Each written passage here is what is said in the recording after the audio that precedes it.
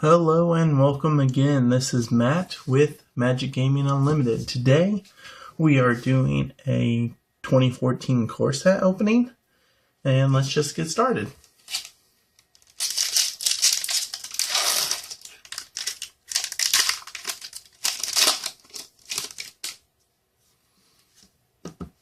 Our first card is Claustrophobia. It costs blue 1 for an enchantment. Enchant creature. Whenever Claustrophobia enters the battlefield, tap enchanted creature. Enchanted creature doesn't untap during its controller untap step. This is actually a good card, just because blue doesn't have that much removal, and this does the trick. Plus, it can lock out any creature, because I do not think there is a relevant pro-blue card at all in the core set, and it is first pickable to me and limited. The next card is the Maulhorn, which is a red 2 beast. It attacks each turn if able, unless you control a creature named Advocate of the Beast. It is a 5/3. It's a fine beater card, especially for the red-black decks, and that's about it. It's playable. I would not first pick it, though. The next card is Corpse Hauler, which is a black 1 human rogue. That's a 2/1, and it has the ability black 2, sacrifice Corpse Hauler, return another target creature card from your graveyard to your hand. I actually really like Corpse Hauler in this set, especially in like the mono black decks or the black blue decks. It's just effective at returning all your beater cards, basically. It's great if you combine it with rares like the Necromancer, that whenever you lose a human, you get a 2/2 zombie. I actually drafted with him and a couple of Corpse Haulers today, and it was quite powerful, especially with being mono black. If you go that route, you can get back the Death Cockatrice, the Death Touch 2/2 flyer, and that will stop any army. It's a good card, though. The next card is Giant Spider. It costs green 3 for a 2/4 with reach. It's a fine card. I play it in red-green just because there is a lot of flyers in the set, especially in blue and white. And with 2 power, it blocks fairly most of them and kills them. And with the 4 defense, most of the other ones that get through can't take it down, like the Charging Griffin or Messenger Drake. It is a great addition to any card, but I don't believe it's first pickable. The next card is Armor Kranix, which is blue 4 for 2/5. This card's fine. It reminds me a lot of the Ox or the Mastodon in this set. The huge defense is really relevant because not too many creatures have a power of 4 or more, or greater than 4. So it can block, especially in the control decks. Running these and the Wall of Frost will really boost your defense, so you can play your cards like Opportunity and stuff. And Claustrophobias, that will get you a lot farther in the game. It's a fine card for any deck, but it just depends on how controlling you are.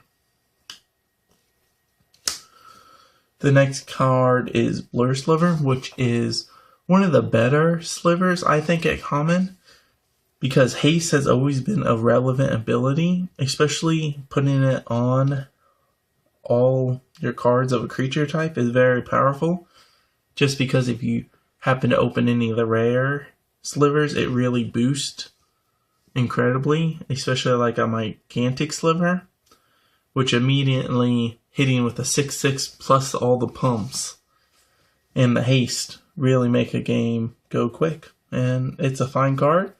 It's great in just the aggro strategies like red-white or red-black. And it's just a fine card. I would add it to any deck that I was playing in red. The next card is Shrivel. It's black 1 sorcery. All creatures get -1/-1 until end of turn. This is a sideboard card for me. I really only bring it in if I'm playing the red-white decks, or sometimes the red-black decks, depending on their builds.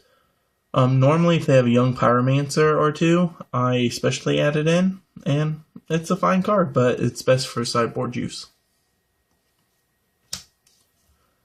The next card is Fortify, which is white 2 instant speed. Choose one. Creatures you control get +2/+0 until end of turn, or creatures you control get +0/+2 until end of turn. Being able to choose this ability is very helpful. In the white-blue flyer kind of versions, they seem to use it more aggressively, just because the evasion with the flyers, and same with the red-white decks. They'll use it just because they'll play a lot of the 1-drops, like Striking Sliver and stuff, and swing in a lot faster. But it's fine in the control kind of games, where, like white-green, where all your creatures have a great toughness, or a great power, but an okay toughness. It will save a lot of them in combat, and it's a great combat trick. I would run no more than 2, though, in a deck. The next card is Predatory Sliver. Green 1 for a 1/1, and Sliver creatures you control get +1/+1. So this guy, as soon as he hits the battlefield, is a 2/2. So he's a bear for his cost, a 2/2 for 2, which is a great for limited. And the ability only gets better being able to pump the rest of your team. So I think this card is great for any green decks and any Sliver decks.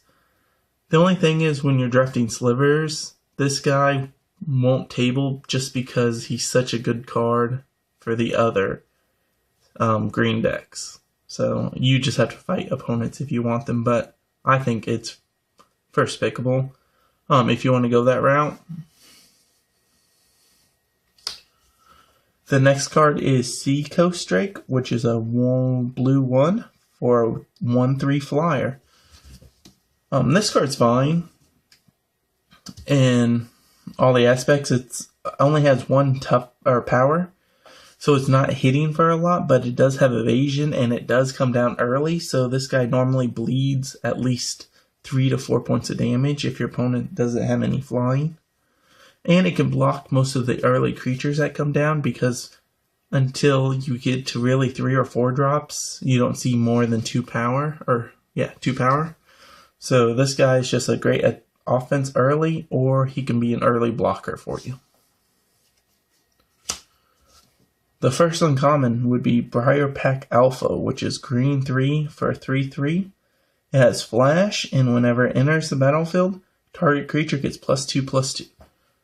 This card is one of my favorite green uncommons in the set. Not only is it a 3/3 for 4, which is fine, but the ability to have flash and be a pump spell is versatile because you can change combat math. You can either flash in a 5/5 to block, which is very relevant in the set, or you can pump a dude and block with 2 different creatures, and normally you can blow out an opponent with this card. It is highly first pickable, and I would not be surprised if it never wielded a table. The next card is Molten Birth, which is red 1 for a sorcery. Put 2 1/1 red elemental creature tokens onto the battlefield, then flip a coin. If you win the flip, return Molten Birth to its owner's hand.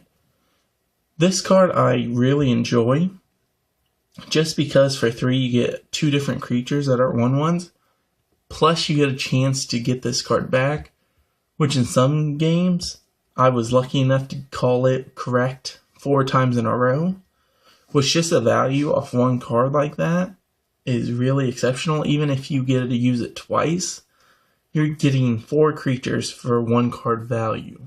Even though it's 6 mana, it's very worth it. I would rate this first pickable.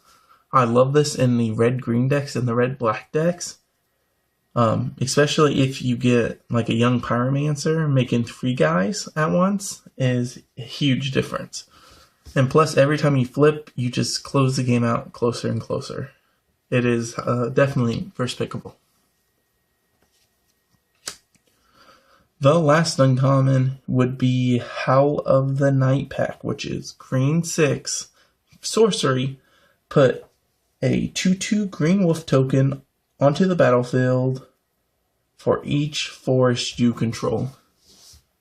This card is just a blowout card. I've seen this card wheeled at tables, and I'm not really sure why. Just because at 7 mana, it's high.